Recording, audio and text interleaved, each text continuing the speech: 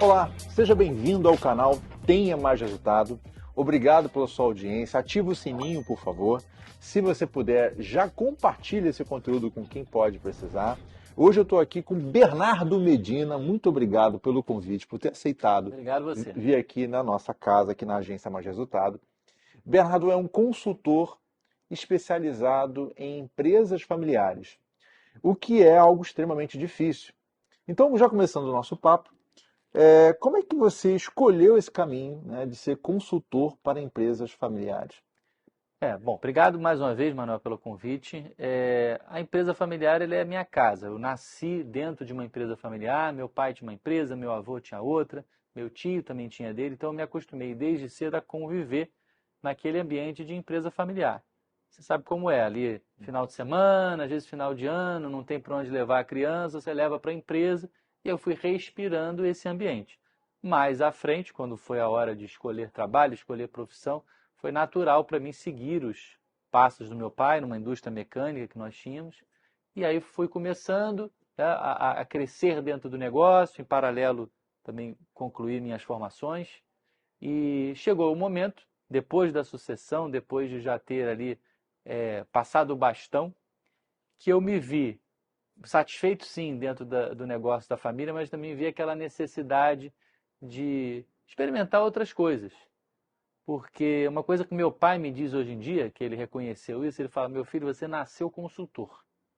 Pelo meu, assim, meu jeito de falar ou de pensar as coisas, parece que desde criança eu tinha alguma coisa ali, algum traquejo de professor ou de consultor. Então, depois de um tempo na empresa da família, eu senti essa necessidade. E ao mesmo tempo, eu acho que eu queria começar uma coisa minha. Então, fazia sentido que essa coisa fosse uma consultoria. Comecei como a maioria começa, né, ajudando amigos, prestando um serviço ali para um colega de turma. No segundo momento, isso virou fonte de renda complementar, até que a um certo ponto eu precisei escolher. Eu continuava na empresa da família e abria a mão desse novo mercado, ou dava um passo ali, um risco calculado. E no momento em que meu pai já não estava no negócio, que eu tinha um outro sócio, surgiu uma oportunidade e eu achei que fazia sentido. Vendi minha participação nessa indústria, que existe até hoje, para poder me dedicar, porque eu precisava de tempo e também de capital para me dedicar. E aí, em sendo consultor, fazia todo sentido me especializar naquela que era a minha história. Então, eu até falo isso hoje nas minhas consultorias. Todo mundo, seja prestador de serviço, seja até um funcionário, né, precisa ter um diferencial. Mas esse diferencial não pode ser totalmente fabricado. Tem que ser algo que de alguma maneira já tem a ver com a sua história. Então, eu sinto que quando eu falo que eu sou um consultor especialista em empresa familiar, claro, eu escolhi isso e também busquei uma capacitação, uma experiência para melhorar isso, mas de origem já é algo que faz parte do meu DNA. Então, acho que se torna um diferencial talvez mais autêntico. Então, foi aí que eu cheguei nessa, nessa situação. Legal. E o que caracteriza uma empresa familiar? Porque a gente vê que tem dois amigos, aí de repente tem famílias desses dois amigos, isso é uma empresa familiar? Ou não? A empresa familiar é aquela que vem do pai, que passa para os filhos e depois já está passando para os netos. O que é uma configuração certa de uma empresa familiar? Pois é, oficialmente, se a gente for buscar aí as fontes de mais respeito, ou a própria literatura técnica desse nicho de empresa familiar, eles são bastante restritos. Eles definem que a empresa ela é familiar se você tem mais de uma pessoa da mesma família no controle da empresa, ou seja, como sócio e ao mesmo tempo como diretor. Só que isso para mim é muito restrito. Por quê? Imagina que eu criei uma empresa onde eu sou o único sócio, mas a minha esposa já me ajuda, ou o meu irmão é um responsável técnico, ou os meus filhos estão ali também já de alguma maneira seguindo os meus passos, né, como eu Daqui a espero pouco que está o sigam. cunhado trabalhando, está a Pois é. cunhada, está a Então, prima, e aí daqui a pouco está um monte de gente se da eu família. tenho mais de uma pessoa da família, né, ajudando de alguma forma, ou até mesmo na sombra, porque às vezes a família não está ajudando, mas você discute com a esposa a tua estratégia. Você define planos da empresa em função de expectativas, né, conjugais, entre outras. Então, eu sou muito mais flexível. O exemplo que você falou de dois amigos que se juntaram por ter relação de amizade, aquela empresa vai ter todo um jeitão de empresa familiar também. Não vai ter todos os pormenores de uma empresa familiar, mas ela vai ser muito mais parecida com a familiar do que com as empresas institucionais, onde aí você tem o controle diluído, né, uma outra realidade. As empresas grandes, elas proíbem contratação de familiares, muitas vezes, né? Até para não se tornar uma empresa familiar, acredito eu que seja esse o motivo. Algumas empresas proíbem, né? Que você contrate alguém que tenha algum vínculo direto.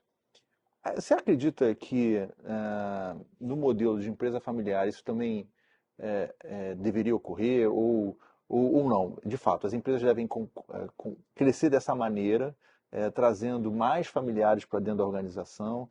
O que que a sua vivência diz a respeito disso? Eu diria o seguinte, que a família, né, eu tenho até, isso é uma abertura de uma das palestras que eu faço. Eu abro perguntando assim, empresa familiar, problema ou solução? Porque ouve-se muito falar dos problemas. A empresa familiar, ela é a Geni. Todo mundo taca pedra na Geni como se só a empresa familiar tivesse problemas de relacionamento ou de decisões arbitrárias, quando na verdade empresas institucionais têm muito e às vezes têm mais, né? Então, assim, empresa familiar, a meu ver, é muito mais solução do que problema, porque qual é a evolução natural de uma empresa e muitas das vezes é o que faz ela ser familiar. A maioria das empresas, ela não começa familiar, ela se transforma em familiar na caminhada, porque você precisa de pessoas de confiança e competência.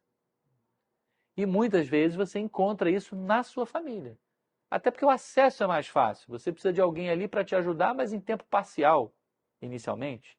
Pode ser a sua esposa, o seu irmão, o seu filho, o seu pai. Eu já vi empresas que seguiram um caminho até atípico. O filho começou e o pai veio, deixou o emprego porque a empresa do filho deu certo. Um caso atípico. Mas por quê? Porque você confia naquela pessoa e você já conhece.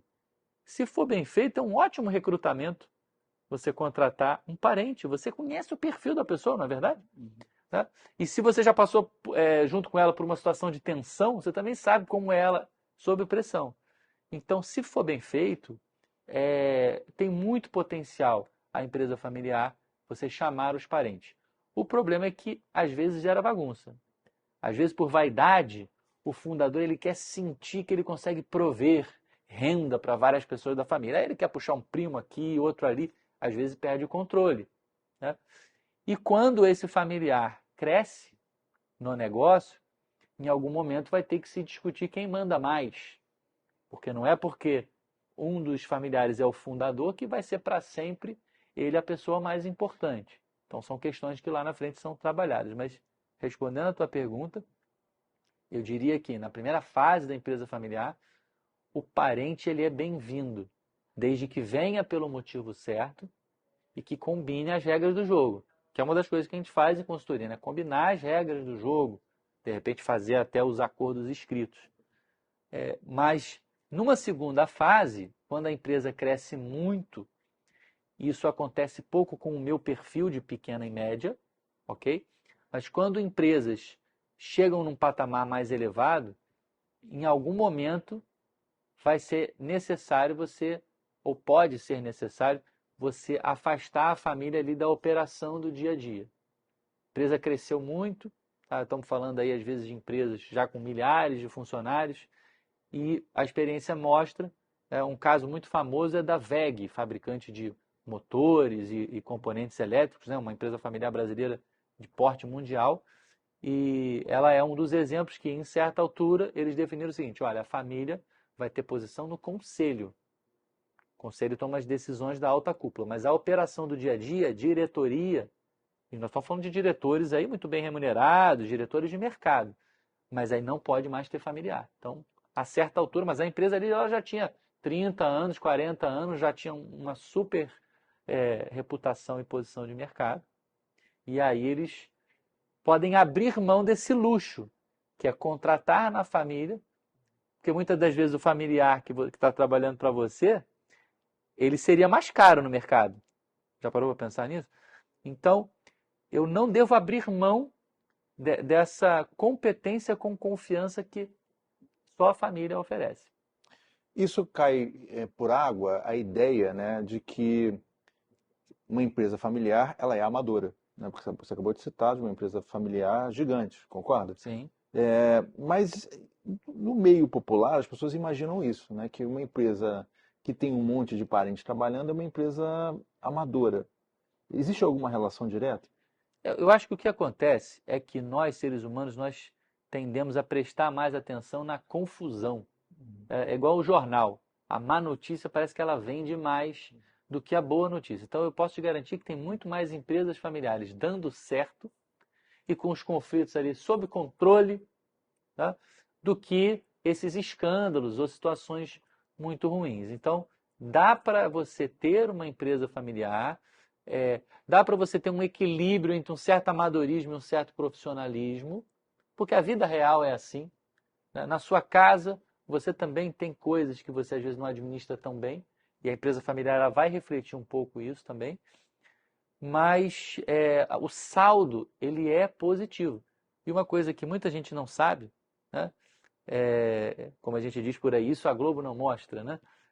Pouca gente sabe que, primeiro, quem financia, né, as empresas no mundo é dinheiro das famílias. 80% das empresas e negócios no mundo estão financiados com as economias das próprias famílias. Os bancos, eles financiam os outros 20, 30%. Então a família está ali assumindo riscos, tá? Claro, ela está pensando em si, em gerar renda para si própria, mas no fundo ela está desenvolvendo toda a economia. Então esse é o primeiro dado interessante. E o segundo é que durante períodos de crise, as empresas familiares, em média, elas performam melhor. Sei. E a razão para mim é que a empresa familiar, ela está olhando lá na frente. Ela não tem aquela preocupação, e o próximo trimestre? Como é que a mídia vai reagir? Não é isso? O que, que o acionista vai pensar? A empresa familiar, ela olha a coisa, ela está preocupada com o legado, com a reputação. São empresas geralmente muito sérias, muito idôneas. Então, isso faz com que ela dure no tempo. Porque em alguns casos ela coloca o sobrenome dela no produto, né? Exatamente. A minha, inclusive, é assim. E se ela não está no produto, ela está ali, vamos dizer, no pano de fundo. Uhum. Ela está, né, é o seu, a gente chama nome na porta. Então isso realmente muda o jogo. Né? Em inglês a gente diz que é o skin in the game, né? A pele está dentro do jogo e isso faz diferença. Tá, mas é muito mais difícil administrar uma empresa familiar e por isso que precisa de consultores especializados como você, que, por exemplo, você começa uma empresa familiar, você bota a sua esposa para trabalhar, que é o caminho mais rápido, bota a esposa porque está Exato. ali contigo todo dia. E aí o cara se separa, e aí, como é que fica a empresa? Ou a pessoa coloca, a relação começa ao inverso, né? Tá o pai, né, o matriarca lá, o fundador, de repente ele morre e não tem um sucessor, ele não desenvolveu um sucessor, de repente tem que pegar alguém um dos filhos que está surfando na praia e falar, opa, agora eu estou dono da empresa, hein? Administra isso aí. Mas eu sou surfista, não entendo nada, enfim. Não é mais complexo esse processo de estruturar uma empresa que é uma árvore, enchendo de familiar? Eu diria que, pelo que eu observo, porque eu também presto serviços eventualmente para empresas não familiares, eu diria que a empresa familiar, por incrível que pareça, ela não é mais complexa do que a empresa pequena que não é, e também não é mais complexa de se administrar e etc., do que uma empresa institucional, às vezes com muita estrutura. Uhum. O que eu diria é que as dificuldades dela são peculiares e muitas vezes negligenciadas. Então, por exemplo, você quer fazer uma consultoria de planejamento estratégico dentro de uma empresa familiar. As ferramentas estão aí disponíveis, mas você não pode seguir a mesma metodologia que você seguiria numa empresa institucional. Porque se, como dizem aí, né, o Peter Drucker, a cultura come a estratégia no café da manhã, na empresa familiar não é nem no café da manhã, no jantar de hoje à noite você já tem ali a cultura consumindo o que estava planejado. Porque você está mexendo no interesse, né, de um determinado sócio, de uma pessoa da família. Então você tem que fazer a família olhar o planejamento estratégico de forma tridimensional. Eu tenho que olhar a empresa, mas também tem que olhar a família, tem que olhar patrimônio, porque tudo isso está interligado. Então, o que acho que acontece é que, por excesso de otimismo, tá, as empresas ou as famílias, elas abrem mão de ferramentas e ajudas que elas poderiam buscar, e quando vão ver, o problema cresceu mais do que precisava. E aí vai tratar de uma questão, né, como na área médica. Quanto mais cedo você detectar o problema, mais fácil é o tratamento. E prevenir é melhor do que remediar. Tá, mas como é que funciona a questão da sucessão em empresas familiares? Principalmente em casos onde os sucessores naturais não têm aptidão para o negócio. Olha, a sucessão, no mundo ideal, ela precisa ser pensada desde o início. Porque pensa bem, eu criei uma empresa, né? Eu e você, por exemplo, nós temos as nossas empresas. Em algum momento, logo, desde já, precisamos pensar o seguinte: como vai ser no futuro? Como é que eu vou me aposentar? Eu vou vender essa empresa? Em algum momento alguém vai continuar? E se alguém vai continuar, será que meu filho vai ter perfil? Né? Outra questão é quantos filhos eu tenho. Né? Eu, por acaso, né, algumas pessoas sabem, eu tenho 6 filhos. E honestamente espero que pelo menos um ou dois aí deem sequência. Mas sem entrar nesse assunto, que dá um podcast só para ele, né? É, se eu tiver poucos filhos, é claro que a probabilidade é um pouco menor, tá? Quando eu tenho ali pelo menos dois, três, o leque já vai se abrindo. Só que tem pais, donos de empresa, que parecem que empurram o filho para fora. Parece que querem que ele faça tudo da vida, menos seguir o negócio. É interessante. E aí, quando esse pai tiver com 60 ou 70 anos de idade, ele se der conta que não tem sucessor e que não fez um pé de meia e que aí não tem estratégia para aposentadoria, aí ele vai pensar: puxa, será que agora meu filho pode me ajudar? Mas aí teu filho já tem 35, ele já fez a vida dele, pode estar como executivo de uma multinacional. Mas será que não foi você que empurrou ele para lá? Então tem empresários que parece que passam para o filho a imagem de que ser empresário é a pior coisa do mundo. Nem todos fazem isso, mas alguns fazem. Né? Outros acham que o filho tem que vir a qualquer custo. Também não é assim. O seu filho tem os planos dele. Então, repara que a sucessão ela começa até no próprio planejamento familiar. Ou seja, tem que ter um planejamento de pessoas chaves no negócio. Pessoas-chave e o que você vai fazer com a sua empresa no futuro. Por quê? A empresa familiar tem 3 opções: sucessão, venda ou morte. Pensa bem. Né? A morte pode ser elegante, do tipo, vou fechar, vou descontinuar a empresa, que é um nome bonito. E até já tive cliente que parte da consultoria era descontinuar a empresa de forma financeiramente viável, até trazendo assim algum resultado, ou seja, fechando com dinheiro. Mas nem sempre é assim. Às vezes você acaba tendo uma ruptura porque não planejou a sucessão e não conseguiu fazer a venda. Então, se não pensa isso com antecedência, lá na frente vai ser mais complicado. Você já está cansado, né, já não tem mais paciência para enfrentar certos problemas e vai ter que pensar em alternativas mais criativas. Se não é um filho, será que você tem um gerente que hoje é seu funcionário, mas que poderia ter um perfil para inicialmente adquirir 5%, amanhã 10%? Então são casos também que a gente tem visto e que a gente ajuda a implementar quando é preciso.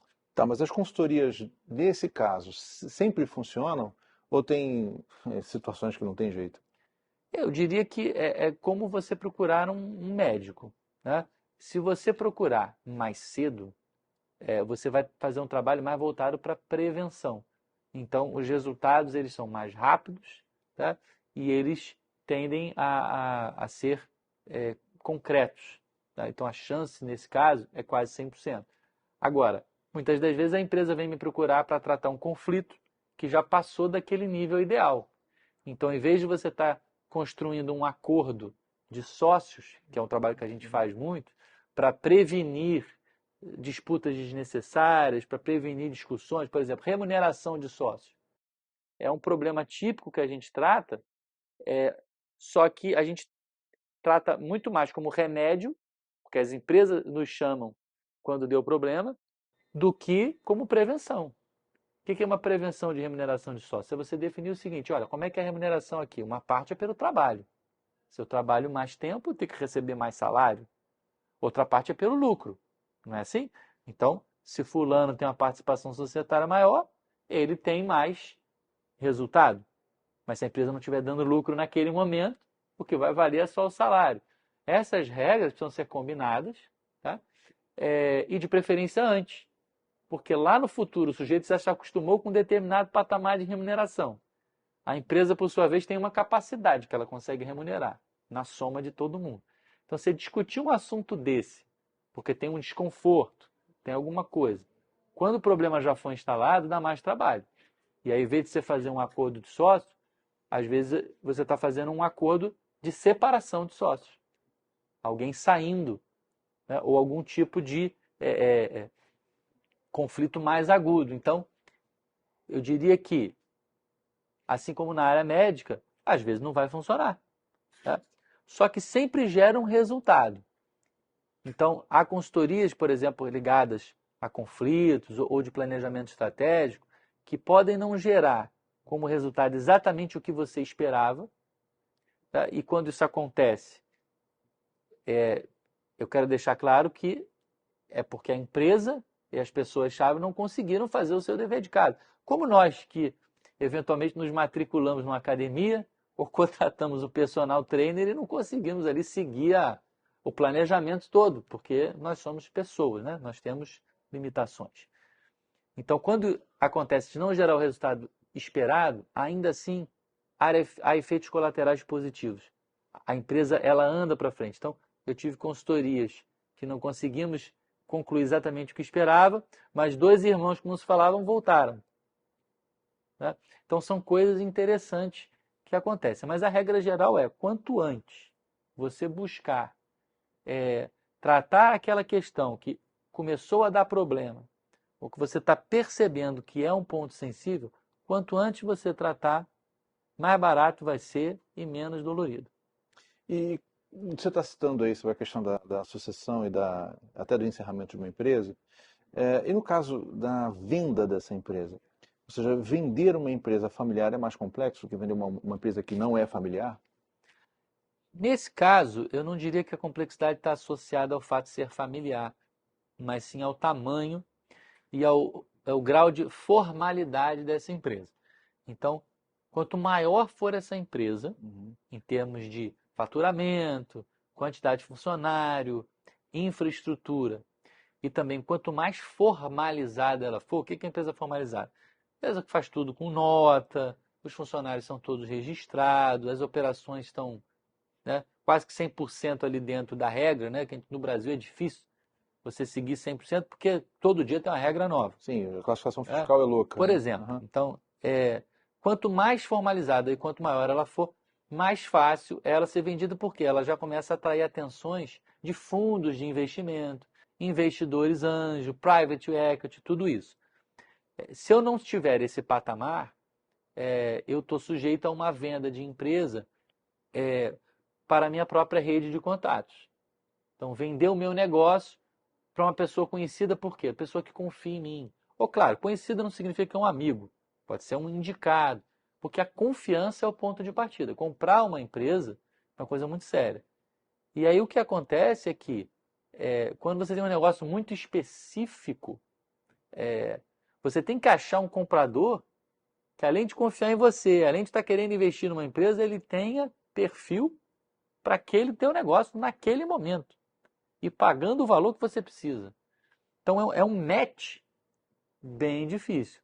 Então por isso que a gente, quando fala de sucessão, venda ou morte, a gente fala o seguinte, olha, a verdade é que você pode até planejar uma dessas três coisas, mas você não pode garantir que você vai bem sucedido, que você será bem sucedido naquela coisa que você quer.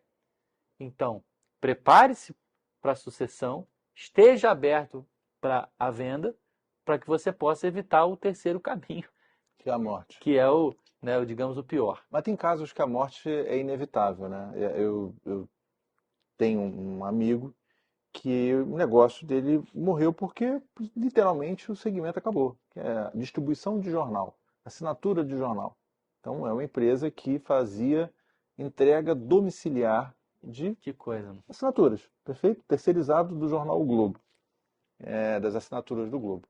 E ele planejou o encerramento dessa empresa. Ó, vou demitindo as pessoas, pagando as rescisões, porque o volume de trabalho está acabando ao longo do tempo, então eu já não preciso ter tantas vans, tantos caminhões, tantos colaboradores, tantos entregadores e assim por diante. Foi feito um planejamento de encerramento da operação. E isso não é muito comum, né? Porque, em geral, as empresas, quando elas quebram devendo todo mundo. Elas não se planejam para encerrar Verdade. quando a atividade, né, vai, de alguma maneira, acabar por uma questão de mercado ou por uma questão de tecnologia, concorda? Eu concordo plenamente. Eu diria que se a única solução for encerrar, né, e aí quando a gente fala a única solução é encerrar, eu- a gente pode pensar de duas maneiras, né? Ou porque os fundadores já estão com uma idade avançada e aí você não conseguiu a sucessão, não teve ninguém da família interessado, nenhum funcionário. Se não foi possível vender, aí você vai para o caminho do encerramento, né, ou da morte. Então, essa é uma das motivações. A outra motivação é realmente o mercado não está mais interessante, ou porque ele acabou, ou porque a empresa não soube se colocar nele, né? Então, se eu planejar antes, é muito melhor. Agora, a questão aqui é o que você vai fazer depois. Por quê? Se você constitui um pé de meia, se você já tem lá outras fontes de renda, ok, você encerrou aquela empresa e você agora passa a tirar o seu sustento de uma outra fonte, né? Então, esse é o melhor caminho. O problema é que a maioria das famílias e das empresas não podem se dar esse luxo. Então, eu, infelizmente, tenho que dizer que eu às vezes atendo empresas que, entre aspas, já morreram e não sabem. Porque estão em mercados que não são mais rentáveis, ou o mercado até mas o modelo de negócio dela está quebrado, e o melhor mesmo era começar de novo. Só que o empresário só sabe fazer aquilo, ou a vaidade não permite que ele veja que precisa se reinventar, ou não é a vaidade, mas é a falta de confiança de pensar o seguinte: pô, eu fiz isso aqui do zero, eu posso fazer outro do zero. Mas às vezes as pessoas não conseguem reconhecer. Então, às vezes o papel do consultor é aquele papel do médico, de dar a má notícia, né? De falar, olha, seu negócio ele não está mais dando certo, né? Como é que a gente fala isso? É difícil, mas tem que fazer. Por que uma empresa familiar, então, deveria acreditar que a consultoria especializada é o melhor caminho? Eu diria que a empresa, né, uma vez que ela tem esse perfil familiar, ela tem toda uma emoção envolvida, né? E, e as pessoas, elas equivocadamente, às vezes elas acham que as coisas tendem a ficar como está, que não é possível buscar, né, dias melhores, né, ou a síndrome de Gabriela, isso é assim, isso sempre vai ser assim. Mas a experiência mostra o contrário. Então, a pergunta que a empresa tem que fazer, que os sócios têm que fazer é o seguinte: o que é melhor? Você ficar ali numa situação empurrando com a barriga, que você está vendo que piora a cada dia, né? Porque uma coisa é você empurrar com a barriga e ficar assim, sob controle. Outra coisa é você perceber que aquele conflito, aquela discussão, então, por exemplo, a família não se alinha com relação à decisão de futuro. Você pode empurrar isso um ano, pode empurrar dois e a empresa continua colhendo o que ela já tinha plantado. Mas se for para sempre, a empresa vai ficar, né, estagnada, vai ficar fora do mercado.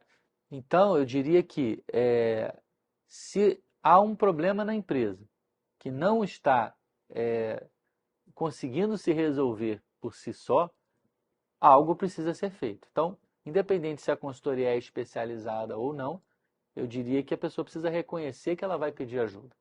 É quando a gente tem um problema de saúde também. No primeiro momento você quer esperar ver se você melhora sozinho, se o organismo combate. Se não combateu, você precisa buscar o especialista.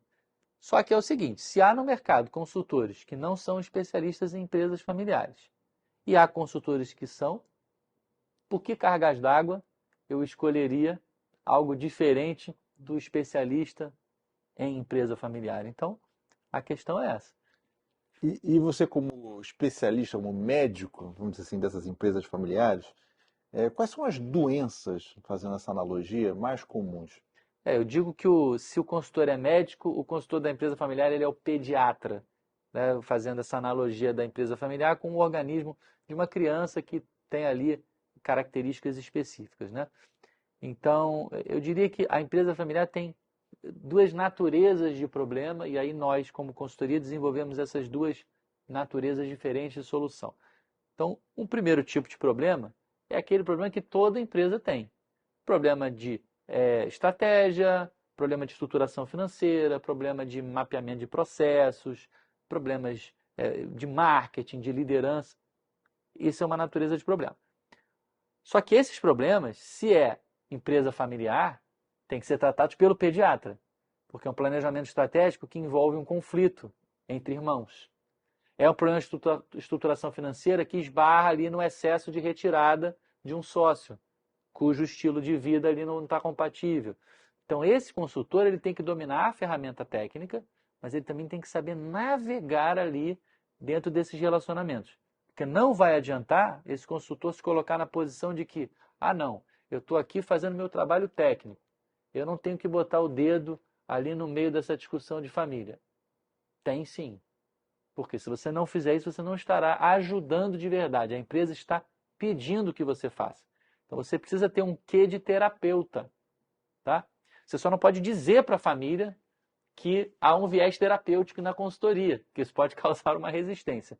Mas você precisa assumir esse papel. Então, esse primeiro tipo de problema são consultorias técnicas, que toda empresa precisa, mas que elas têm que ser adaptadas, e a gente tem metodologia para isso, para a realidade da empresa familiar. Essa é a primeira natureza. A outra natureza de problema aí é específica desse tipo de empresa, que é a necessidade de você discutir a sucessão, como já falou, né? E a primeira alternativa normalmente é a sucessão em família. Existem outras, por exemplo, para um funcionário e tal, mas é uma questão típica. Outra questão típica são acordos de sócios, né? E aí são sócios familiares, por isso é algo específico. Né? Acordos de sócios, eventualmente, se relacionam com a mediação de conflitos. Então, nem todo acordo de sócio envolve mediação de conflitos, mas... Você mesmo citou que você comprou uma parte da empresa que era do seu pai, né? Você comentou comigo, né? Que fez Sim. esse acordo de sócios, né? Ali foi digamos que foi uma compra mesmo, né? O acordo ele já foi para a sua via final, foi um contrato de compra e venda de cotas, né? Como muitas vezes a gente também ajuda a fazer, né? Um familiar que compra as cotas do outro. As pessoas às vezes acham que porque é em família que não há o fluxo de dinheiro, né? Mas geralmente precisa haver, porque o familiar precisa receber, não é isso? Então, meu pai precisava receber e outros familiares também. Só que nem todo acordo de sócio vai envolver conflito para ser mediado. Tá? E a recíproca também é verdadeira. Então, às vezes, o trabalho é uma mediação de conflito, mas que não necessariamente tem nenhum acordo para ser feito.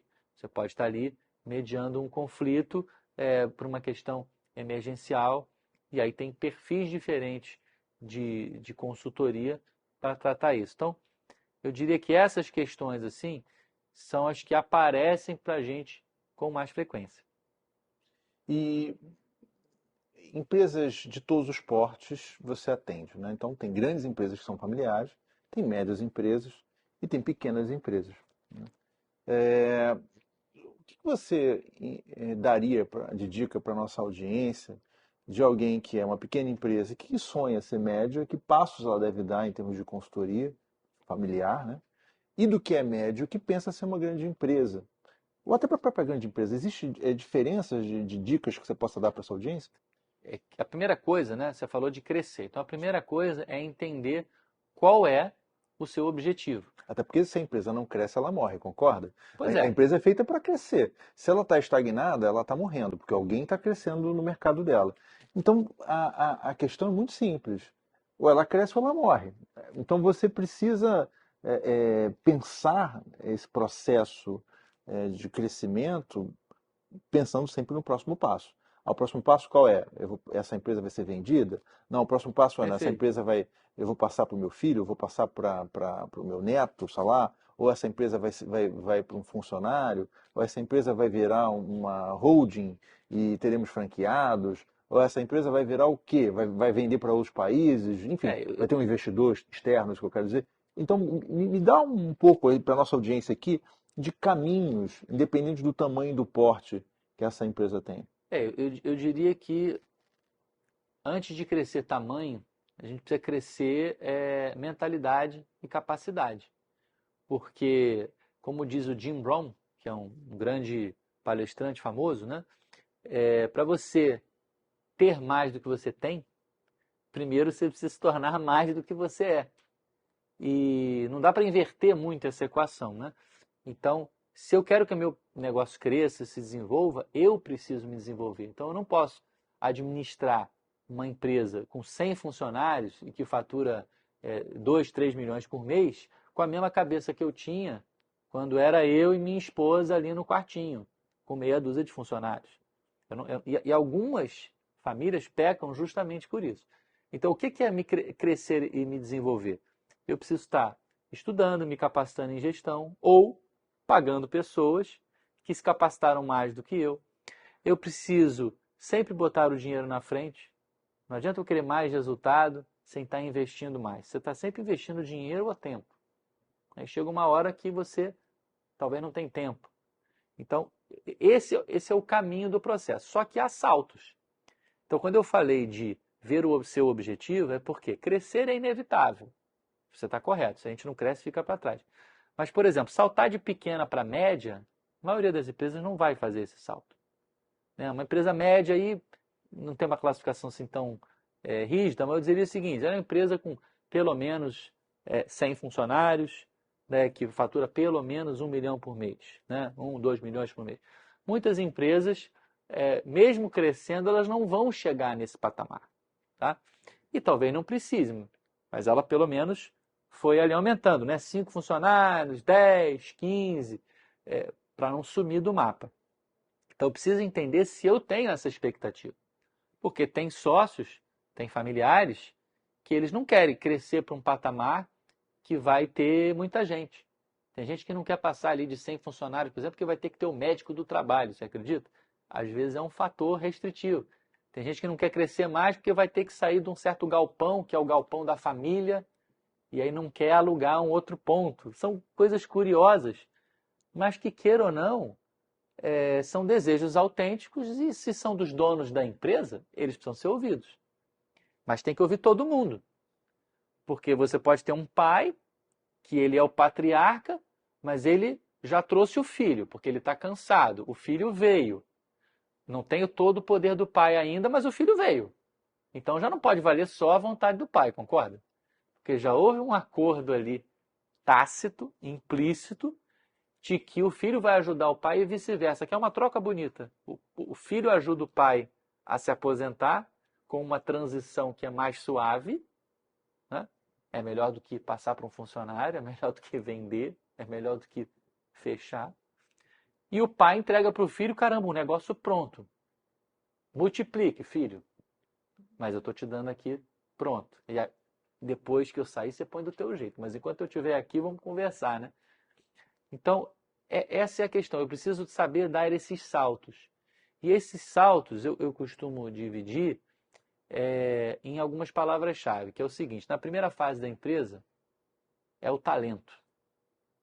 A empresa não dá certo por causa de gestão, no primeiro momento, né? Ou por causa de regras de governança.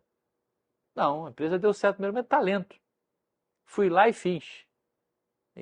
Comprei a comprei a briga, não é isso? Aproveitei a oportunidade, assumi risco, persistir. São muito mais comportamentos empreendedores do que propriamente uma gestão. Só que num segundo momento, isso pode ser às vezes rápido, já no segundo ano de vida, ou em algumas empresas demora mais. Você percebe que se não tiver gestão, aí é a segunda fase, a coisa não vai funcionar. Você ganha, mas não leva, você fatura, mas não sobra. É a fase da gestão. E aí mais adiante, isso pode ser com 10 anos de empresa ou com 20, depende muito da quantidade de sócios, entra em jogo a figura da governança, que são os acordos, os combinados, esse planejamento de caramba, quem vai suceder? Né? Suceder não é só assumir o controle, mas é ter a capacidade de liderar, é ter cabeça. Então, se eu não coloco a governança nessa terceira fase, continuo só com talento e gestão, eu não consigo fazer o grande salto que é o vale da morte das empresas familiares, né? Que é a sucessão. É você perder empresas de uma geração para outra porque o filho não se interessou ou não soube, né? Sendo que muitas das vezes pode ter sido não pela geração nova, mas pela anterior, que não estimulou, que não, enfim, não se estruturou, não preparou. Então, se a empresa familiar, família empresária que está nos ouvindo, ela perceber essas passagens de fase, então, há mudanças graduais, que é todo ano, né? Como a gente vê com os nossos filhos em casa, com as nossas famílias, mas há mudanças que são de repente, são patamares, né? Por exemplo, aquele bebê que não andava e agora anda. É um salto, né? O trabalho que a gente tem com a criança quando ela começou a andar é brutal. E tem um aspecto morte, né? Ninguém se planeja para a morte, né? É, pode estar tudo lindo no papel, tudo legal, tudo muito bem organizado pela sua consultoria lá, o Merdado Medina fez todo o plano, mas a morte vem e retira antes do tempo aquela pessoa que deveria ter passado a bola. É, como é que você lida com isso? Existe seguro para isso? Existe algum tipo de planejamento financeiro ou algum modelo que possa deixar, obviamente, o projeto, o botãozinho morte, se fulano morrer, e aí?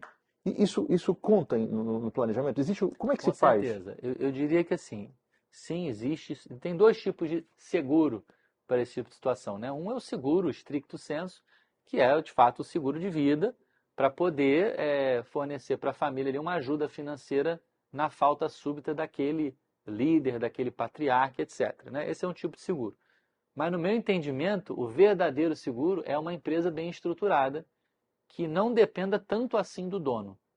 A gente sabe, uma empresa familiar pequena e média, ela sempre vai depender do dono, tá? Em algum nível. Mas não precisa ser 90%. Não precisa ter 90% das decisões chave passando pelo dono. Isso pode ser ajustado desde o início. Por isso que eu falo, a sucessão, né, ela tem que estar no DNA da empresa desde o início. Tem que pensar o seguinte, gente, como que vai acontecer? Eu não preciso morrer, eu posso ficar só doente, hospitalizado, 30 dias. Posso estar em coma e voltar? Posso estar hospitalizado com Covid? E aí o que? A minha empresa não roda nesse período? Então eu preciso ter não só funcionários que cuidam de tarefas para mim, mas eu preciso ter um planejamento justamente quem é a pessoa que assume a liderança numa falta minha, temporária ou permanente. Então, empresas maduras que já têm muitos anos de estrada, já venceram aquele primeiro patamar do desafio, que é uma empresa ser rentável, uma empresa aguentar duas, três crises. É claro que esses desafios, eles têm que ser vencidos primeiro, né? Eu não vou tratar aqui de uma estruturação de sucessão se a minha empresa ainda nem é viável economicamente, se a minha empresa ela nem tem né, um fluxo de caixa mínimo. Isso é claro, né? Porque é um risco que vem em segundo plano. Mas é o que você falou, não tem hora. Né? Para ficar doente, basta estar vivo. E a experiência mostra que as empresas que pensam antes de agir, aquelas que se planejam de uma maneira geral, e aí são empresas, né, que tem que falar disso, porque são empresas que contratam consultoria com mais frequência, que elas entendem que precisa ali do personal trainer, né, daquela pessoa chata que está falando, gente, vamos fazer isso, entendeu? Então essas empresas mais precavidas, elas se saem melhor nessas questões súbitas, que já aconteceram em consultorias nossas, né? Ter que lidar com o falecimento desse patriarca. Então, esse seguro, que eu diria que é o, o que mais protege a empresa no momento desse, envolve não só esse planejamento de gestão, né, que geralmente precisa de uma consultoria, mas como também um planejamento patrimonial. É como assim patrimonial, Bernardo? Ora, imagina que esse pai já deu espaço para um dos filhos no processo de sucessão. Então, dentro da empresa, já há um filho assumindo funções e ele já tem bom domínio da empresa. Então é natural que na empresa ele consiga dar conta da falta do pai. Só que esse pai tem outros dois irmãos que nunca pisaram na empresa. Um mora na Austrália e o outro é médico, no interior do Amazonas. Imagina essa situação. Mas esse pai não planejou nada sobre a sucessão patrimonial. Então significa que se ele falecer, as cotas que serão herdadas, né, além da esposa, vão ser divididas igualmente entre os três irmãos. Mas não precisava ser necessariamente igual. A herança como um todo, legal, igual para os três irmãos. Mas nas cotas, por que tem que ser igual para os três irmãos, sendo que um é o que vai estar no dia a dia, percebe? Então você pode ter um problema. Que aquele irmão que é médico, que está em Manaus, gente, são exemplos aqui fictícios, tá? Nunca tive um cliente médico em Manaus, mas enfim. Esses dois irmãos que não tem nada a ver com a realidade da empresa, vão começar a buzinar no ouvido daquele que está com a barriga no balcão, porque são cotistas, são sócios em igual proporção. É interessante isso. E esse é um ponto que dá muito trabalho nas nossas consultorias. Porque, via de regra, eu oriento para que situações assim, você privilegie a participação societária para aquele filho que vai dar continuidade. E aí você compensa isso com os demais filhos, com dinheiro, com imóveis. Por isso que o patrimônio, numa consultoria de empresa familiar, ele é olhado, é um tripé, empresa, família e patrimônio. Então, se a gente não trata de tudo, provavelmente vai ter alguma aresta que vai fazer falta ali na frente. Legal. E esses assuntos todos você comunica sempre na rádio, no programa que você está na Nova Brasil. Qual é o horário do programa? Qual o dia? O programa na Nova Brasil ele é semanal, toda quarta-feira, ali por volta de 8h30 da manhã, com a Isabelle Benito. Eu estou ali falando de empreendedorismo e puxando para a empresa familiar. Chama Brasil Empreendedor. Para quem está no Rio de Janeiro, é só acordar 8h30 e ligar o rádio, mas para quem está fora do Brasil ou fora do Rio de Janeiro, basta entrar pela internet no canal No YouTube. do YouTube, né? Enfim, mas Procurar. também tem no site da rádio, não tem? Creio que sim. Você vai procurar ali Nova Brasil, né? Jornal, Jornal Nova Brasil, Jornal da Manhã, e você vai encontrar ali no YouTube. E de vez em quando estou lá, inclusive, pessoalmente, gravando junto com, ao vivo, mas ficando gravado ali no YouTube para o pessoal assistir. E o programa vai completar 2 anos no ar, não é isso? 2 anos, já são mais de 2 anos no ar, 2 anos e 3 meses. Já passamos de 100 episódios e estamos indo firme e forte. Então, para você que quer continuar ouvindo as histórias do Bernardo Medina, acompanhe aí na Rádio Nova Brasil.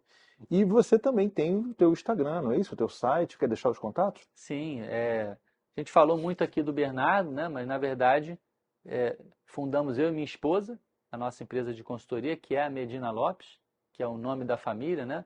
Um é o lado da mãe, o outro é o lado do pai. Que não falta sucessão na tua empresa, né? São 6 filhos, então, mais a Exa- esposa, Exatamente. não vai ter Então, problema de o nosso sucessão. site é www.medinalopes.com. Lá fala um pouco da nossa história, do que a gente faz. E o Instagram, onde eu publico, tem mais novidades, né? Imagino que esse podcast também vai aparecer ali, Claro. de alguma forma. Então, Instagram, bernardomedina.com.br. É um endereço assim de site, mas é o Instagram mesmo, @bernardomedina.com.br. Você vai achar ali toda semana coisa nova. Muito bom. Então, já que a gente está no ar aqui falando de consultoria para a família em geral, né? Eu vou dizer que eu preciso da sua consultoria, porque aqui só tem família na Mais Resultado. Ó. Sou eu e minha esposa trabalhando juntos. E aí tem o meu administrativo financeiro é casado com o diretor comercial. E aí já são mais outra família trabalhando, que por acaso é primo da minha diretora de criação, Opa! que é casada com um dos nossos diretores de arte. Então aí eu já tenho Uma 3 salada. famílias trabalhando. O meu cameraman, que está aqui atrás da câmera, é casado com a minha editora de vídeo. Então, já são mais 2 ali trabalhando numa outra família. E eu ainda tenho 2 primos que trabalham aqui, Nossa, que um trabalha com a parte de web design e a outra trabalha com a parte de inbound marketing. que é a parte de gestão do RD Station, criação de campanhas específicas. Eu ainda esqueci da minha irmã. A minha irmã também trabalha comigo, que é uma gerente de conta. Então, tem muita família aqui, eu posso estar esquecendo alguma delas, mas nós temos várias conexões de alguma maneira afetivas, porque família também não é só aquela pessoa que você tem no sangue, né? A família muitas vezes é aquele que você escolhe, né? Verdade. Eu tenho vários irmãos aqui, que eu considero como irmãos, porque sem eles a empresa não estaria de pé, que carregaram móveis na cabeça, carregaram armário, me ajudaram nas mudanças, porque a gente já está há 7 escritórios aí ao longo da nossa jornada, né? Então é muita mudança. Eu até brinco que a gente devia chamar agência nômade, de tanto que a gente já mudou com o crescimento da empresa. E sem essas pessoas, e não querendo aqui citar um nome de A ou B para não esquecer ninguém, eu não estaria aqui de pé. Então, os meus colaboradores acabam sendo, de fato, a minha família, porque eu vivo com os caras há muito tempo, né? E são pessoas que me ajudam muito além do que é a necessidade do trabalho do dia a dia, né? Às vezes você tem uma necessidade de uma conversa, às vezes você precisa de algum outro tipo de necessidade. Uma vez a gente precisou de sangue, fomos doar sangue, né? Fomos lá fazer uma doação. Às vezes a gente precisa fazer um trabalho que cara, cobre aí que eu tô mal, então me socorre aqui. Literalmente o socorro acontece. Então eu digo que montar empresas é criar uma aura, é um ambiente vivo. A empresa é um ambiente vivo. Então você tem que olhar cada um dos órgãos para ver se está tudo batendo, tudo funcionando. E isso precisa ter uma energia, né? Precisa ter Uhum. uma fluidez, eu acho que é a palavra mais adequada. Portanto, a palavra familiar, empresa familiar, ela me remete ao conceito de uma empresa que flui amor, que flui sentimento. Pelo menos deveria ser assim na teoria, né? Eu acredito em empresas familiares quando elas de fato são famílias, quando elas Sim. cuidam, né? As pessoas se ajudam, no sentido mais amplo da palavra. A gente teve aqui casos, cara, no pandemia, né? Nós tivemos um colaborador que morreu e a gente teve que fazer o enterro do cara, porque a família não tinha condição de dar. Morreu de Covid, né? Decorrência da Covid, a gente teve que dar o suporte necessário para fazer esse tipo de, de socorro, né? Como a gente já teve problemas também de outros âmbitos, né? Às vezes do âmbito financeiro, né? Um colaborador precisa de um empréstimo emergencial e a empresa que vai, né, para o cara não pegar no banco, a empresa vai financiar aquele empréstimo para o cara. E eu estou falando de uma empresa pequena, a minha empresa tem, sei lá, 30 e poucos colaboradores. Quando você fala de grandes corporações, que o cara vai lá no banco ligado ao contra-cheque dele e faz o empréstimo consignado, é uma coisa simples.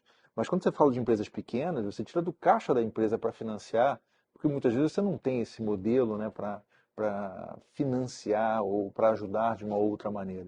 Então a empresa, eu acho que ela é um grupo de pessoas que se agrupam por um motivo, obviamente, financeiro, no trabalho para gerar receita, mas acaba sendo algo muito mais amplo e quando você conquista de fato um ambiente familiar, você tem muito mais do que um negócio, muito mais do que a Exato. troca comercial, né?